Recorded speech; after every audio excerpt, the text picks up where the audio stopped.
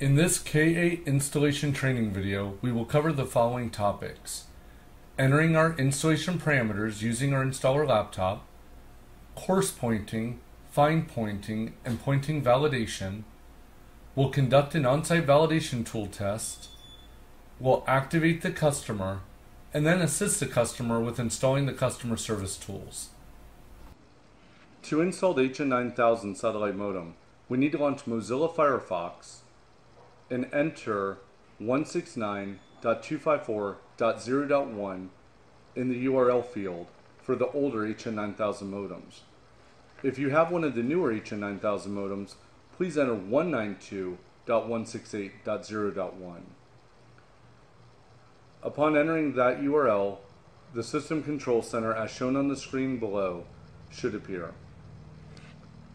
To continue with the installation process, please click the little wizard icon, which is a shortcut to the advanced page.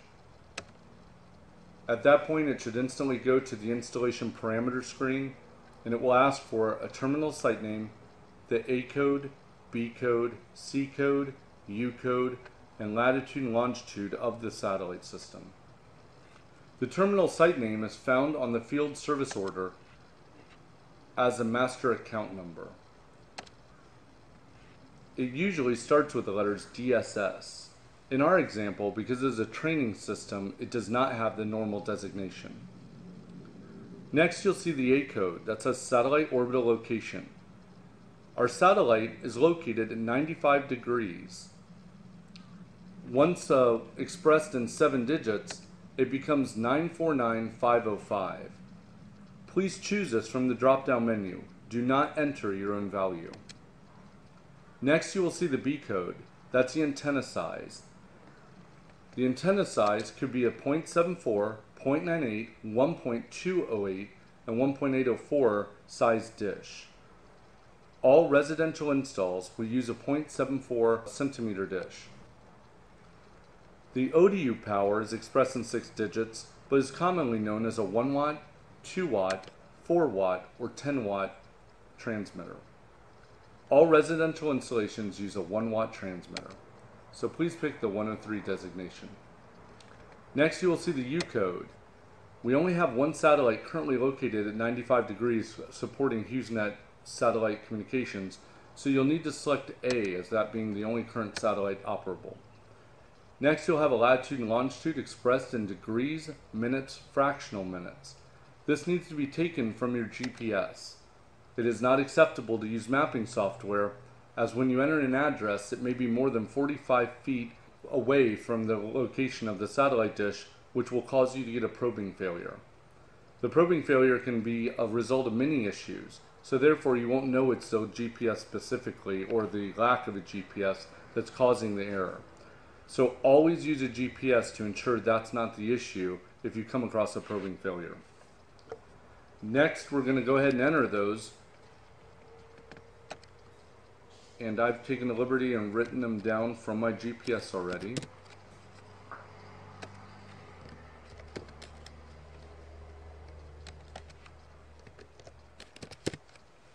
And next we need to hit the Submit Installation Parameters button. At this point, a warning may come up telling us that the numbers entered need to be adjusted by 0.001 to make them consistent. If that appears, you would just hit the OK button and hit Submit again. In our example, that did not happen. Either way, next it should take you to the actual pointing information screen. At this point, please notate down your azimuth, elevation, your tilt angle, which is also known as skew, and the setting for your ODU polarizer. The polarizer is what's attached to the feed horn and allows it to accept either right-hand circular polarization, which is shown on the screen here, or left-hand circular polarization, which would be LHCP. It also puts the antenna size and the ODU power on the screen so you can verify that it was put correctly in. And then to your right, you will see a signal strength indicator to let you know whether or not you have signal strength. At this point, we need to go out to the DAPT and perform coarse pointing, followed by fine pointing, and then the last step would be antenna validation. The last step of antenna validation is where you actually use ADAPT with the buttons to store the values of your squinting process, otherwise known as dithering. That method will allow to make sure that you're receiving the center of the beam and that you are getting an adequate signal so that you can go ahead and register the HughesNet HN9000 onto the HughesNet network. So that's what we're going to do at this next step. Okay, to begin the pointing process, the first step that we did was to preset the elevation, the tilt angle, and the polarizer according to the pointing parameters given by the installer laptop. The next step is that we put the DAPT in line on the receive side, going from the IDU to the LMB with the DAPT in the middle, and that allows us to communicate with the laptop and not have to walk back and forth to the laptop. So we're going to be able to use the buttons on the DAPT to go forward in the pointing process. The first step is we should see an IFL voltage. The voltage range should be between 11 and 15, and as you can see in our example, it's giving us 12.6 volts DC. If it gives a reading of 48 volts, you've put the DAPT on the transmit side and it will not work on that side. You'll need to remove it and reapply it to the receive side.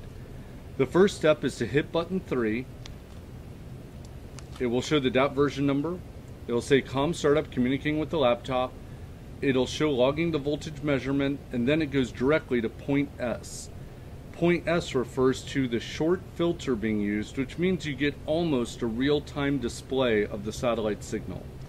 The numbers on the far left are the highest ever achieved. The numbers on the right are the current value. So if we were to get a satellite signal, the number on the left would reflect the highest signal we've seen. The number on the right is a current value again.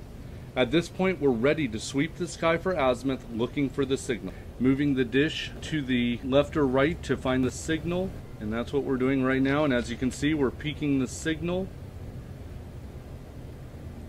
In this particular area, to get up in the 180s would not be uncommon, which is about the cell average for this area. Now that we've peaked our signal, we need to tighten down the 3 azimuth bolts all the way. This time the tilt angle should also be all the way tightened down. The only adjustments that we're going to be making for fine pointing is to elevation and azimuth. And we're going to use the fine azimuth tool and fine elevation tool to do this. To begin, one of the things that we need to do is we need to tighten all the way down the fine azimuth bolts and then back them off 1/8 of a turn. That will allow us not to have the bolts too tight that may prevent it from turning properly, or too loose that will require you to start over again.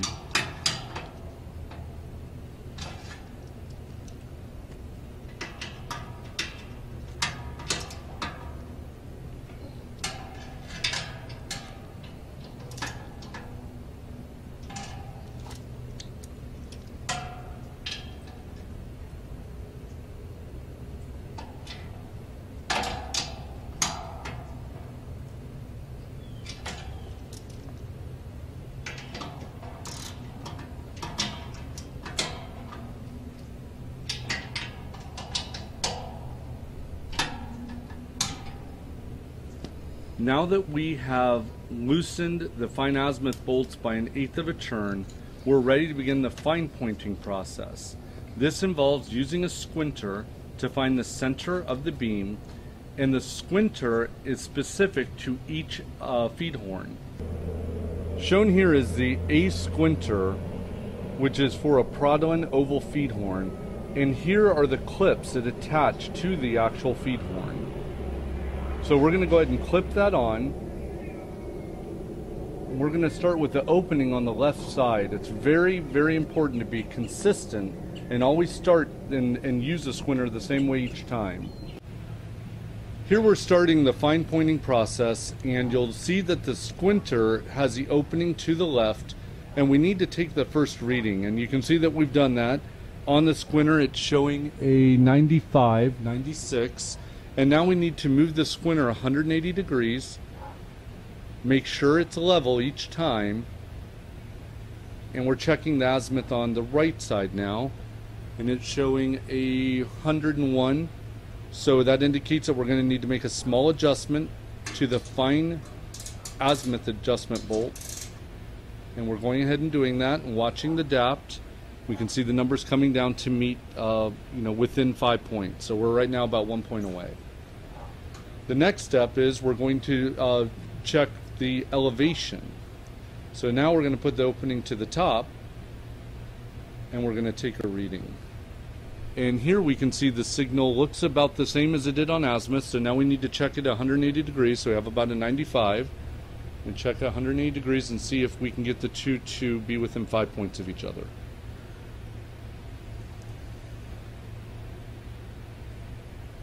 So that now shows 102, so we have about a 7 to 8 point difference, 102, 103. So we're going to make a small adjustment to elevation to bring that number down.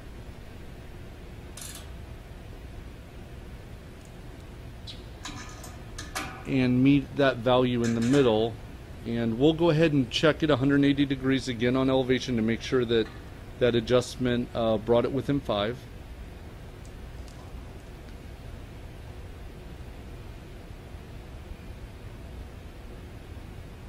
And it does look like, yes, we got it within just a couple points. Now, one final test, we're going to check the azimuth again, because whenever you make an adjustment to a dish with a tilt angle involved, whenever you adjust either elevation or azimuth, it affects the other. So we should always double check it. And we can see that value is just a little bit higher, so it did have an effect on it when we adjusted the elevation. So now we can see just a small adjustment needs to be made on azimuth. And basically what we're doing is we're narrowing down to the center of the beam. It might take a couple adjustments on each side.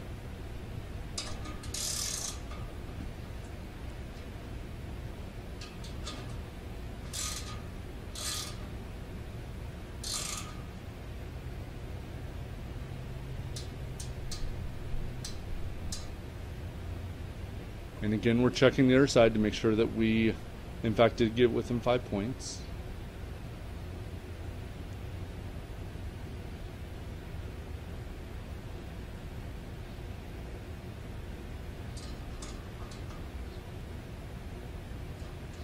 I can't stress enough how important it is that the mount is level. If the mount is not level, making these 4 values meet becomes very difficult.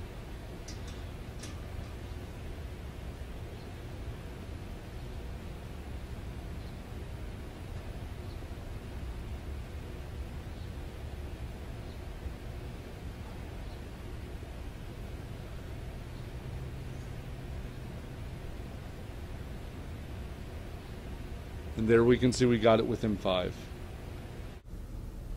Now that we've completed the fine pointing process, we're ready to begin validation. To do so, press button 3 on the DAPT. Center 1 is indicated, letting us know to remove the squinter from the feed horn. Press button 3 to capture this value, which will be stored in the DAPT.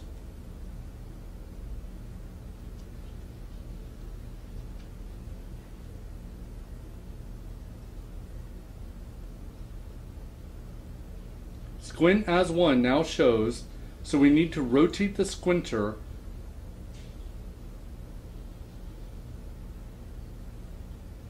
and make sure it's level, and then press button 3, storing the value.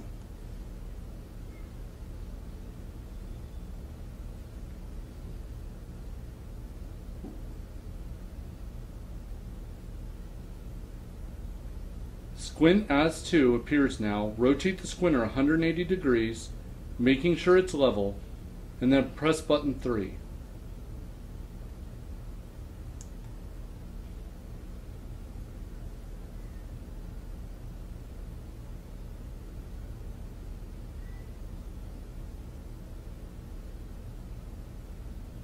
As test pass is indicated, we now hit button 3 to continue. If as test fail had it been shown, we would hit button 1 to start over the fine pointing process. Now that squint elevation is showing, we need to rotate the squinter to elevation 1 position, and then making sure it's level, and then press button 3.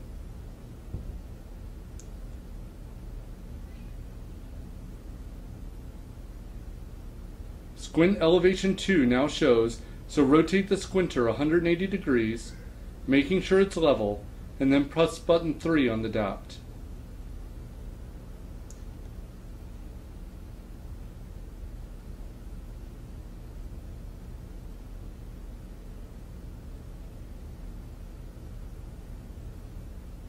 Elevation test pass is indicated. Press button 3 to continue. It now is asking for a center reading. Remove the squinter from the feed horn and press button 3.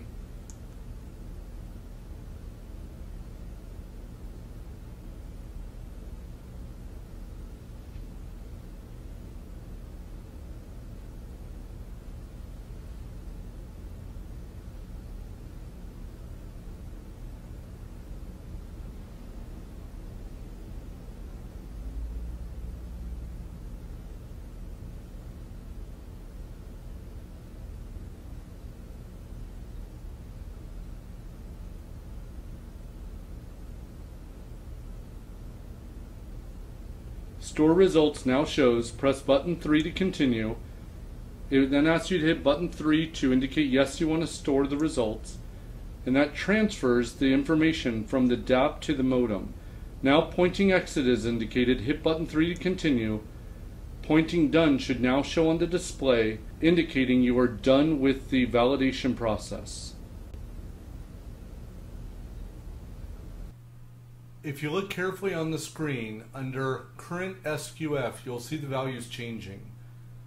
That is happening because one of the installers is conducting fine pointing and verifying that the azimuth and elevation are within 5 points.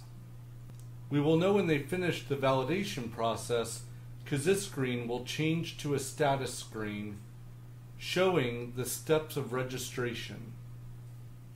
We will reach state code 25 when the unit is fully registered on the network. Right now we're at state code 10 waiting for antenna pointing to complete.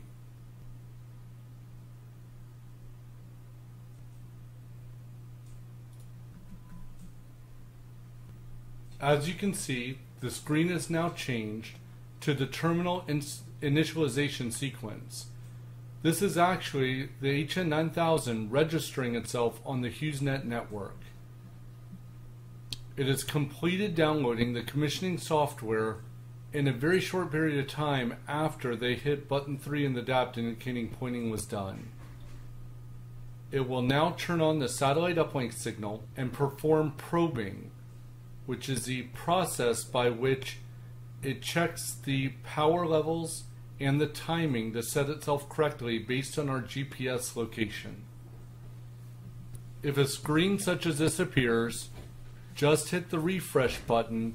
The modem may be rebooting at this point, and within 30 seconds it may come back up. Now we've reached state code 12. The downlink is established in commissioning phase, and the unit will continue working to state code 25. As you can see, we reached state code 13, and now finally probing is in progress. If probing were to fail, it could indicate that you put in bad GPS coordinates not within the recommended range of 15 meters. You would have to then go back to the installation screen and change the parameters to the correct values before continuing. We've already reached state code 18. It will have one more big software download to complete, called the operational software. As long as everything goes correctly, you should not have anything you need to click on. You should basically just be monitoring the progress to make sure it reaches state code 25. Here we can see the operational software is being downloaded. While we're waiting for the software to finish downloading, I want to point out that under max SQF during auto cross-pol, we show a 171, showing that our signal strength during that testing showed a high level of signal, and that we should be able to see our SQF at azimuth 1 and azimuth 2 position, and again they're within 5 points, as well as elevation 1 and elevation 2 are also within 5 points of each other.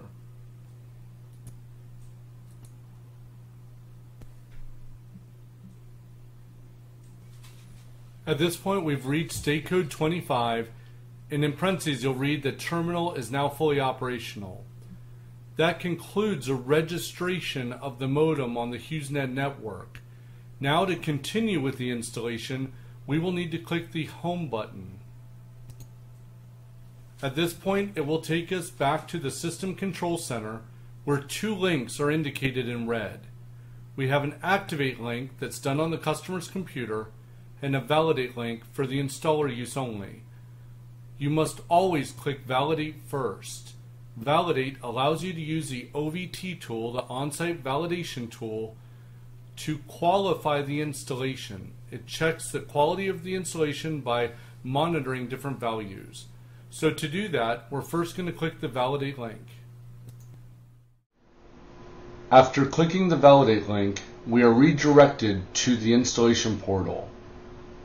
We'll now need to log in as an installer by clicking the Installer Login Click Here link. Enter your installer ID number as your username, followed by your password, then click Login. Now we need to go to Site Diagnostics On-Site Validation Tool, KAKU, and click the link. Enter our SAN and service order number taken from the installation reference sheet. The SAN will usually begin with the letters DSS, but in this example we are using a test account, so it will start with the letters TAH.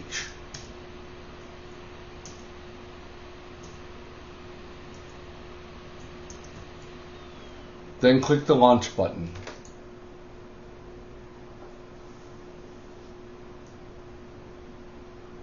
At this point, it is giving us our information such as visit type and the SAN installer name, installer ID, and FSO. Please make sure the information is entered correctly and click Submit. The test is now running. It is actually polling the modem and testing the values given over the satellite link, and it presents us with the following information. First, if we're looking towards the top, where it shows the SAN, site ID, and electronic serial number, underneath that you will see a heading called Uplink Attenuation. The value shown is 2.8. That is significant to our uplink power word value. The first thing I will point out is that if we look at the table with the colored values showing target values, current values, and difference, the time we ran the test, which was just now at 10:54 a.m., and then the uplink power word showing a target value, what our current value is, and the difference. Notice the difference is shown in green. That is a passing value. That is indicated because the target values show a range and our current values are within that range, giving us a positive difference. If we now go to the next column, we will see an SQF value target of 163 and our current value is 179. The difference is a positive 16, again in green, indicating we passed that result. Then it will show a CONUS signal to noise ratio, again showing a target, current value, and a positive difference, an uplink signal to noise ratio, also with a positive difference, and a point-to-point signal to ratio, also with a positive value. Now, if any of those values were red, it could indicate a problem with the system. Most likely, it could be a pointing issue, or it could result in bad hardware and need replacement to be able to run the test again and pass. We are not able to complete the installation until we have a valid passing OVT, resulting in a sign-off code that we write down on the work order. Now, there's a few things I want to point out while we're looking at the screen that are very important when we're running this test. First, if we go to the third column, you will see the column heading shows downlink cell ID 66. That refers to which downlink cell the customer is in, and it shows an average cell SQF of 178.08. That means for the other customers in that area, the average signal strength or signal quality factor was 178. If you go to our SQF column in the table, you will see our current value shows 179. That means that our pointing has been done on average within 1 point of the average cell SQF. So that shows a very good pointing was completed. Also, you'll see an uplink cell ID. That uplink cell contains 7 downlink cells, and in that uplink cell, the average uplink power word is a 35.61. Now, if we go to our uplink column in the table on the screen, you will see our current value shows as 38.2. Now, upon first glance at that, we might indicate that our pointing or uplink power word is not done as well as the average uplink power word, because a lower value down to close to the 31 range would be the most efficient value we could get, meaning the modem does not need to work as hard to keep the connection. However, there is a value that I pointed out earlier called uplink continuation in the first column, and that 2.8 is significant. The closer to 0 would indicate the center of the cell.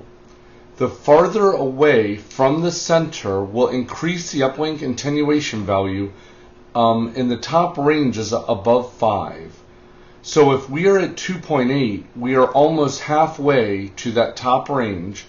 So that would indicate that our current value will be a little bit higher than the average uplink power word because we are farther away from the center. So if we were in a center of that cell, we would most likely be closer to that 35 value. To verify this, we can simply launch another browser, bring up the target RF value page. Now this website is shown above. If you bring up this site, it does not require a login or a SAN to run. You simply can put in the customer's address,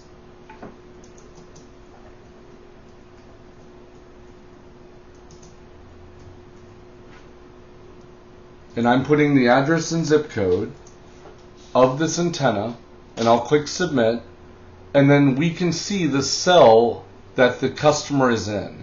So this is showing uplink cell 5, and we can see that we are away from the center of the cell as indicated by that red marker, and it indicates, if we click on it, it will indicate what the minimum target SQF is, what the maximum power word should be, as well as the uplink polarization setting, which would be for the polarizer, and that shows right hand. So we can see that our values are in fact very good. We have an SQF of 179 compared to 170 minimum. We also have a uplink power word value of 38.2, which is a little bit better than the 39 shown on screen. That is how we can view the OVT and get a real example of not only why a unit would be passing or failing, but how to interpret the results to make sure the customer has the best pointing we can possibly give them. Now, if anything was failing and showing red, there would be a box that would appear under where it says current diagnosis OK, and it would appear down here at the middle, and it would tell us the steps to do to try to correct the error. So we would go ahead and follow those steps. We would then hit repaired once we've repaired the issue that causes our values to fail, and then we would hit get current stats again, and it would rerun the test, hopefully passing that second time. Then we'd be able to click the sign off link. Now I'm going to go ahead and do that to show you what the sign off looks like. And basically it asks us what actions do we need to do to make this unit pass. In the first example I gave, we had no problem, so we would just click the no problem link and save and get sign off code. If we did have a problem, such as having to repoint or a radio or IDU failure or any of the other problems listed, we would simply check mark that box, add any additional information if requested, and then hit save and get sign off code. I will go ahead and do that and show you what the sign off code looks like. So at this point, it's put up the sign off code, both at the top and bottom, and then we would write those down on the indicated box on the installation reference sheet. So basically, that concludes the OVT process. Now that we've completed OVT, we need to bring up the System Control Center on the customer's computer by going to their browser. Once the browser's up, we can simply type in systemcontrolcenter.com and it will bring up the System Control Center. Now the next step is to click the Activate link.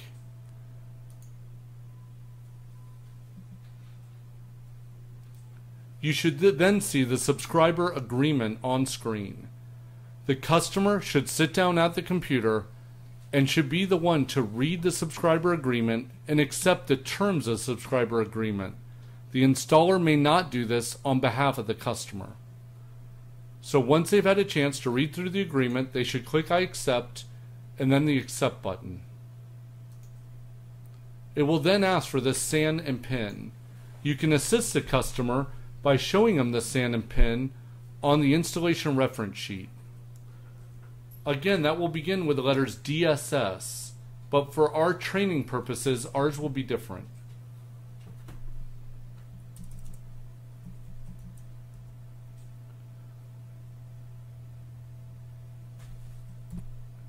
The PIN number will also be found on the installation reference sheet and is typically the last 4 digits of their phone number.